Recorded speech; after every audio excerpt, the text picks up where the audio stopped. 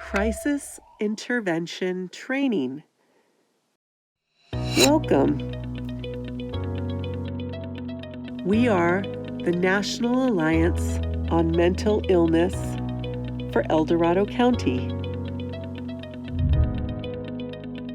What differentiates NAMI from other professionals and the general community is we have lived experience.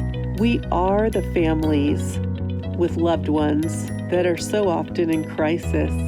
We are the individuals who are sometimes in crisis.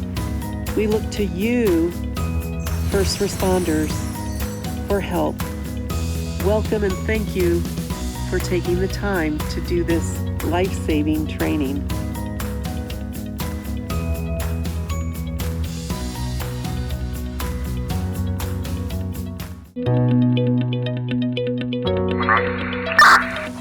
The most important thing to remember is our loved ones who are in crisis are not behaving badly because they want to. They have a mental illness. While their behavior may appear combative, they have loads going on in their head. Their minds could be racing 1,000 miles per hour, but to you and I, they might simply be quiet. So talking louder to them, giving them commands louder to do things does not help the situation. It actually makes it worse. Let's talk about the AB 1424 form. That is a NAMI family member's greatest friend. The AB 1424 can actually help our loved ones get the treatment they need, but it's up to the law enforcement officer to reference that form, to reference the family history. I want to give you an example of how this might work. So let's say you go on a call and the family is saying that their loved one is escalating and that there's been a pattern where their loved one will begin by maybe they're not eating, and then maybe they're verbally abusive, and then maybe it escalates to punching holes in the walls. But at the moment you arrive, none of this is going on. The person seems calm. They probably have 100,000 thoughts going on in their head, but to you, they appear calm. They seem thin and fit. You don't understand that the person might have lost 40 pounds in 5 weeks and is actually starving themselves because they think their food is poisoned. So by interviewing the family and understanding, and maybe they're handing you an AB 1424 completed family history form, they can help you understand that this is not a one-time deal, that there's a pattern of imminent harm to oneself or others or grave disablement. So it's really, really important to look for that form. Here's some things not to say. These are real quotes by law enforcement in El Dorado County within the last 6 months. And this is why we advocate for the CIT training that you're attending right now. Some real life quotes. He seems fine to me. He's lucid. He looks fine. I get to decide if he's mentally ill or not. This is after the family has called 911, absolutely in fear, and they know the pattern of their loved one's behavior. They know the pattern of past hospitalizations. Another thing not to say, why don't you just kick him out? Why don't you just lock the door, change the keys, and kick him out? The last thing a parent wants to do is see their loved one homeless, particularly where there are so many gaps in getting care in a rural community such as ours. Dispatchers.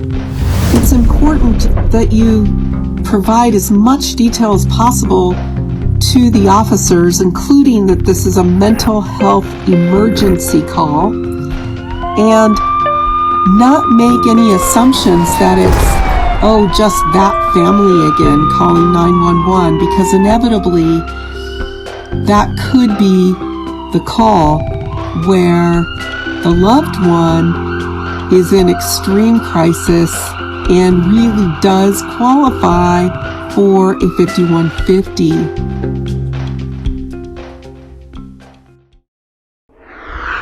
Jail corrections officers.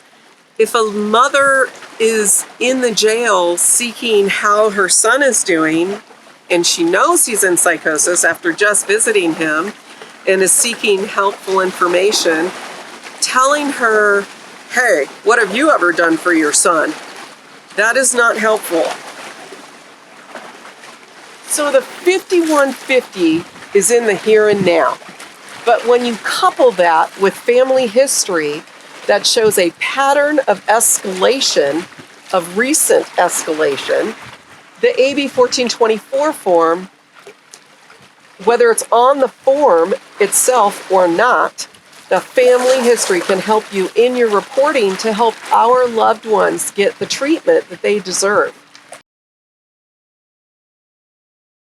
You know, most of the NAMI parents that I meet, members that attend our monthly support group, either in South Lake Tahoe or in Placerville, they're very educated. They have tried in vain to get their loved ones support. But sadly, having a mental health condition such as bipolar 1, schizophrenia, and other psychotic disorders, and even major depressive disorder, these are really hard topics, really hard to get care. But that said, our loved ones were once thriving, smart, honor roll, some college graduates before the symptoms started. But what's really important, the most important thing to remember is we are all born with the predisposition for a serious mental illness. Look in the family tree, explore the family tree. You don't have to look too far. You might have to go back a generation, sometimes two, but there will be a pattern. This is true with addiction as well. What does NAMI do?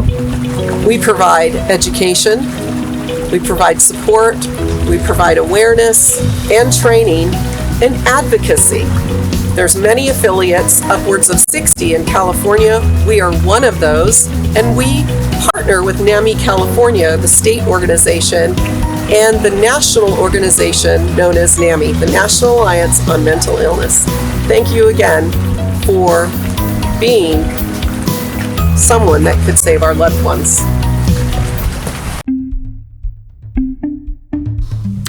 We've been providing free services in this community for over 23 years. We have 2 family support groups that meet once monthly. These are typically parents, grandparents, aunts, uncles, brothers, and sisters of those living with mental illness, including co-occurring addiction. We also have a free warm line, which many people utilize in the community. Free mental health kiosks are available at over 15 locations throughout the county, offering high-quality NAMI brochures and other educational information. It's very common to hear about concordance rates, such as 1.1% of the nation is living with schizophrenia. But the more important statistic is of those that get addiction, 50 to 60% had addiction in their family tree. Of those who are diagnosed with bipolar, 80 to 85% had someone in their family tree also diagnosed with bipolar. The important thing is to not get too hung up on the actual diagnosis, but rather symptoms. Because we know in schizophrenia, for example, 75 to 80% of those diagnosed with schizophrenia had someone else in their family tree that either had or been diagnosed with schizophrenia or bipolar. And we're also seeing a great deal of overlap with depression. So we focus on the symptoms as much as possible and worry less about the actual diagnosis. Depression is about 40%, ADD and ADHD, 75 to 90%, obsessive compulsive disorder, 50%, borderline personality disorder, 45%, and of course, emotional vulnerability. That is an unidentifiable percentage, but it is what neuroscientists are working on to identify a percentage, and that can go up or down. So it's really, really important that first responders grasp that the predominant factor in mental health conditions is heritability. We don't get to choose what color hair we have. We don't get to choose the color of our eyes, nor do we get to choose our heritability.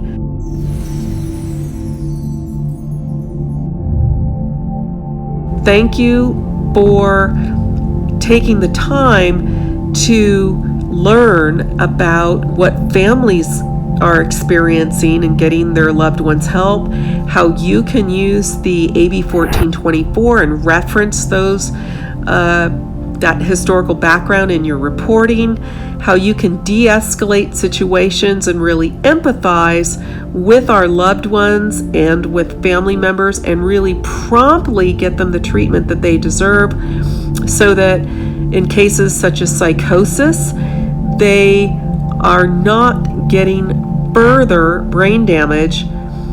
Prompt treatment is everything. Early intervention is everything. Thank you.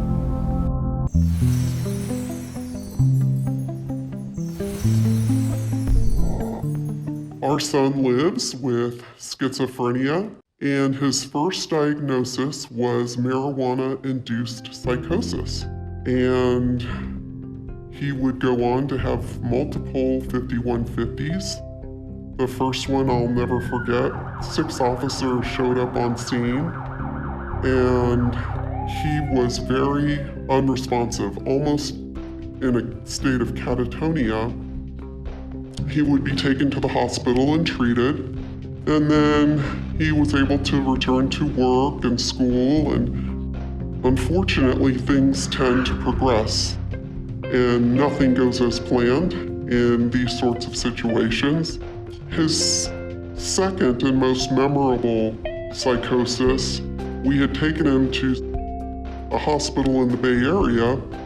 We had called ahead and spoken with the director, did everything that we were told. And again, nothing seems to go as planned in these circumstances. We would learn there were no beds available, and so they released him. 3 hours later, in the wee hours of the early morning, he would be driving up and down the nearly empty freeway, ended up playing bumper cars at 90 miles per hour with an recently retired CHP officer. Fortunately, the officer that arrived on scene recognized that he was gravely disabled and took him to a different hospital where he was treated for 3 weeks and diagnosed properly. And from then on, we have been able to get educated through NAMI and get him the treatment that he so deserves. Fast forward 7 years later, he is now able to live independently with some family support, and he goes to his therapist weekly and gets his monthly injectable, which is a gold standard for those needing long-term antipsychotic treatment. We're so grateful for the officer that did recognize his grave disability and did take the time to listen to the backstory of our family and our family history and got him the care that he so deserves. Thank you. My son relapsed last year. He had not been hospitalized in over 5 years, but we learned to anticipate relapse and not think of it as a scary thing, but just recognize it's a brain disorder. We were able to get him to hospital where he was treated for nearly 40 days, and then he lived at home for a while till he was feeling more himself, and he's now living independently again. We have to do better. We can do better as a community to learn about brain illnesses.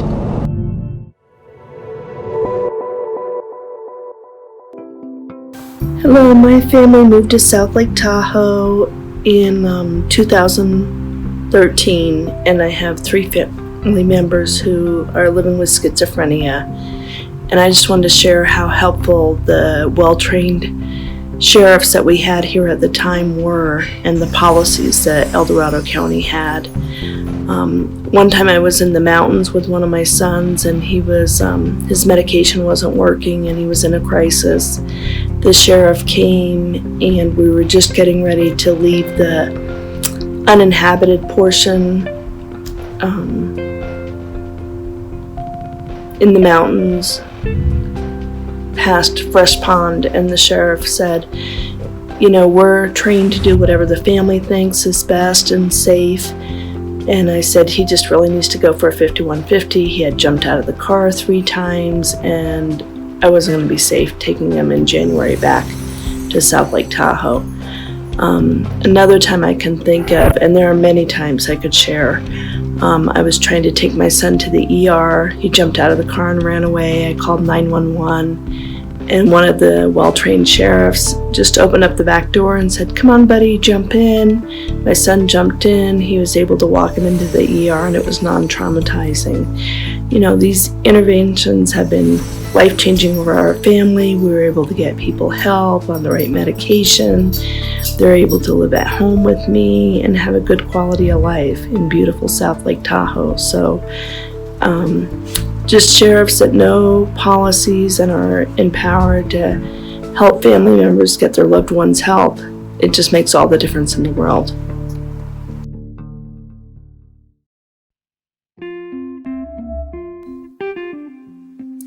This is Lewis. Lewis was a remarkable person. Lewis's first psychotic event, 5150 hold, and hospitalization occurred about a year after high school when he was 19 years old, a common age for the onset of mental illness. His diagnosis was schizoaffective and bipolar I disorder. Lewis was seriously mentally ill. Over the next 2.5 years, he would be hospitalized 3 more times. He would escape from our home, become a missing person, mask his identity, and ultimately wind up in the ER under yet another 5150 hold. Each escape resulted from his visual and auditory hallucinations along with bizarre thoughts and judgments. He was never a danger to others, only to himself. Throughout his illness, he received therapy and medication only to reject and discontinue the treatment. This cycle is common. It results from anosognosia. As a member of the track team, Lewis ran sub 5-minute miles.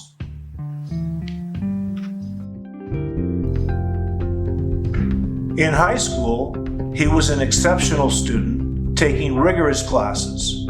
As a senior, he was a member of the Madrigals and served as the choir's vice president. He scored at the highest levels in both advanced placement calculus and physics exams, and won department awards in both math and social science. Anosognosia is a result of changes to the brain.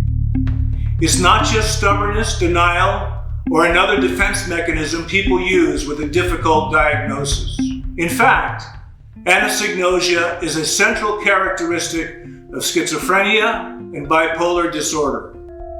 Also called lack of insight, anosognosia impairs a person's ability to understand and perceive his or her mental illness, affecting 50% of people with schizophrenia and 40% of people with bipolar disorder.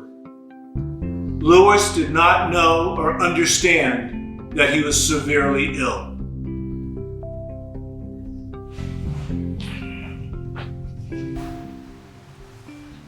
On June 3rd, 2017, Lewis disappeared. He had discontinued all treatment and had begun to show signs of psychosis. He reported his disappearance to the El Dorado County Sheriff's Department. The next day, a deputy sheriff came to our home to inform us that he had been seen at the nearby river. Offering no help, the deputy left and I rushed to the river. I could not locate our son. Lewis died sometime later that day, and his remains were found 3 months later. The proximate cause of our son's death was drowning, but in fact, he lost his battle with mental illness.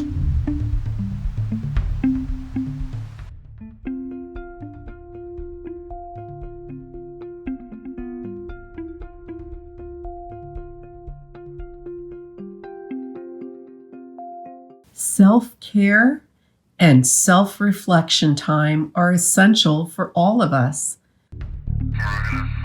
No matter how much CIT training you embrace and how perfectly you apply the techniques, there will always be gaps in upstream and downstream systems. We appreciate all that you're doing and your ongoing collective advocacy to help close these gaps. The gaps are many today, and we hope over time that these will lessen. We'd like to see a county-wide strategic plan. We'd like to see PERT in South Lake Tahoe and the HOT team in South Lake Tahoe that support mental health screening and long-lasting injectables on the formulary. We'd like to see a healthy behavioral health court and policies and criteria well communicated to the public.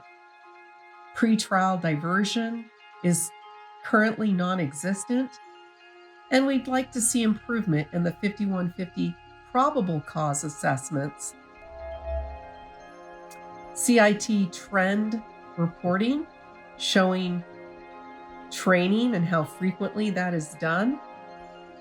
We'd like to see an increase in attendance at multidisciplinary team meetings, particularly in South Lake Tahoe, and linkages to service post-hospital release.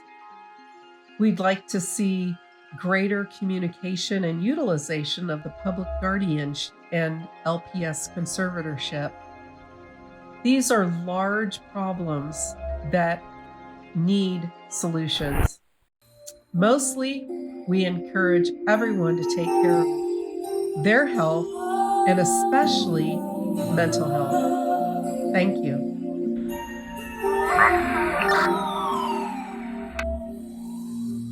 We encourage everyone in CIT training to experience hearing voices exercise and empathetic communication exercises.